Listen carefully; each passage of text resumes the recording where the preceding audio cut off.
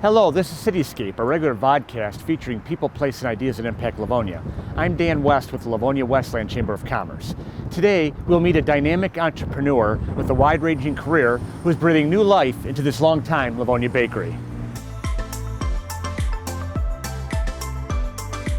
Heritage Bakery on 5 Mile Newburgh in Livonia has been around since 1983. Last year, new owner John Gochi took over along with his wife Dee Dee and partners Angel and Linda Haska. It is the latest entrepreneurial venture for Gochi, who has worked in real estate, technology, hospitality, and other startup ventures for decades. He served in the U.S. Army as a translator during operations in Kosovo in 1989. He managed the U.S. 12 Bar and Grill in Wayne, served on the Wayne Westland School Board from 2008 to 2014, and ran for Congress in 2012. The Westland native and John Glenn graduate served in the U.S. Army as a translator during operations in Kosovo in 1989. He managed the U.S. 12 Bar and Grill in Wayne, served on the Wayne Westland School Board from 2008 to 2014, and ran for Congress in 2012. And we are joined by John here at Heritage Bakery. John, thank you for joining us today. Thank you for stopping up and visiting us. So, you've had quite the path in business. You've been in a lot of things as an entrepreneur and all that. What do you like about developing new business ideas, and what's been the key to success? Well, I love doing new stuff. You know, my biggest problem is I have great ideas and I act on them. So sometimes I act on too many ideas, but it's a passion of mine. I like creating new things. I like bringing new ideas, better ideas to the marketplace. I always see something and say, oh, I could do it better, or I like what they're doing here in Florida, for example. Let me try it here.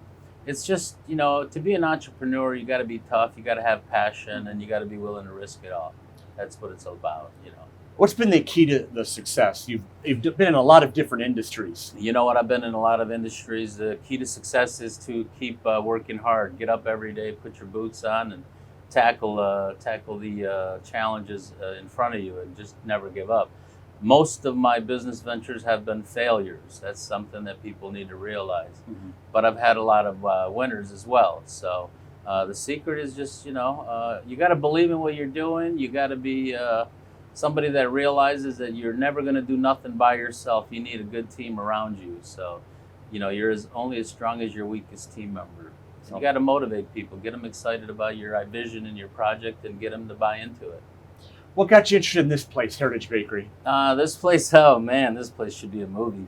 I was, you know, I had listed a real estate asset in Allen Park, and a gentleman came here from North Carolina to buy it. He was 82 years old, and I'm like, sir, you got family with you? He's like, oh no, it's just me.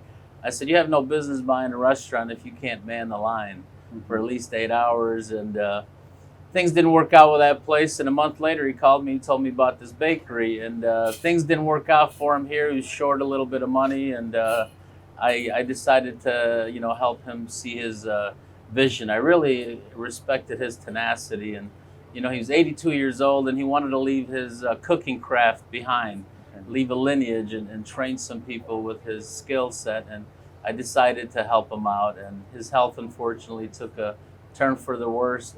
He had gotten cancer and got sick right away, so he was unable to, you know, run the place properly, and he's in recovery right now. But I ended up buying him out to, you know, become an accidental baker. So, well, again, one of these entrepreneurial things, it just happens, yeah, right? Sometimes, you know, you're in the right place at the right time, or sometimes the powers that be set you in a course that you're meant to be on. Who knows? Since you took over, what has been your focus on trying to appeal to your customers, and then what the products you guys produce? You know, it's consistency. You know, we got to just keep products on the shelf. This place has been here for 40 years. People love the staples that, you know, they get here: the donuts, the cakes, the cookies, the cannolis. So everybody loves this place. It's a treasure here in Livonia. My biggest thing is to try to keep the products on the shelves. It's very labor intensive. And to try to expand our hours, because when I took over, it was only open 5 days a week. Now we're open 7 days a week, and to staff up and to ramp up. And I realized that I needed strong partners, so I ended up taking Linda and Angel as my partners to help, you know, with all the labor. This is a very labor-intensive business. It's not easy. Everybody thinks, you know, because you're in the bakery business, you're making the dough. literally. Yeah. But it's a lot of sweat equity goes in this business. You've tried a lot of creative promotion since you took over, and particularly did something that was really successful on Leap Year Day on February 29th when you brought attention to people to that birthday, and you had a lot of people there. Talk about some of the things you do with promotions and what's Well, worked. you know what? In business, you always have to try to find, little niches or little opportunities to showcase your product and your business. So Leap Year was something that comes around every 4 years, and if you're born on Leap Year, you kind of, are at a disadvantage. So we decided to do something special and feature our cookies and our donuts and our cupcakes for $1 each, and it was a huge, enormous success. The local media picked it up, and there was a line wrapped up around the door all day. One of the other things we did is we, recognized our 40th year anniversary. Though it wasn't my hard work that got us to the 40 years, I did honor the previous families that owned this business, and we did a 40-year anniversary as well, and that was a huge success as well. And in the coming weeks, I think May 6th, we haven't promoted it yet, but we're doing a fundraiser for a local high school, Clarenceville High School. They're trying to raise money to buy a refrigerated cooler there. So we decided that we're going to pick a Monday, and we're going to donate half our donut sales to that effort. So we're going to let everybody in the community know, hey, if you pre-order donuts, take some into your office, your staff. They'll appreciate you, and we will also be helping the local organization. Another thing I do is at the end of the day, we donate all the baked goods that are left over. That we try to have fresh donuts every day. So that's one thing that we don't try to sell the next day.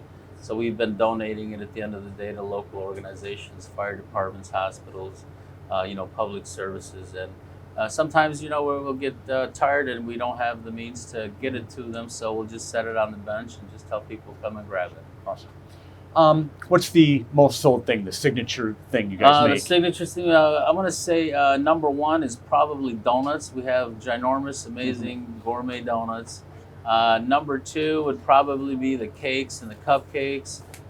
We have amazing pasties, pasties. Okay. There's a lot of people here from like the Finnish areas of the world, and they do love our pasties. And we have chicken, beef, and then we've introduced spicy Italian. I'm married to a Youper, so they very much are appreciative of the pasties. No doubt about it. It's a UP, a lot of Finnish, so a lot of tradition with that. So, but anyway, John, we thank you for sharing your story with us. Awesome. What a great career path you've had. Welcome to town here with the Heritage Bakery, and we wish you all the best going forward. Thank you. I appreciate it. So, thank you. That's all we have for this episode of Cityscape. We thank you for watching, and we'll see you again next time.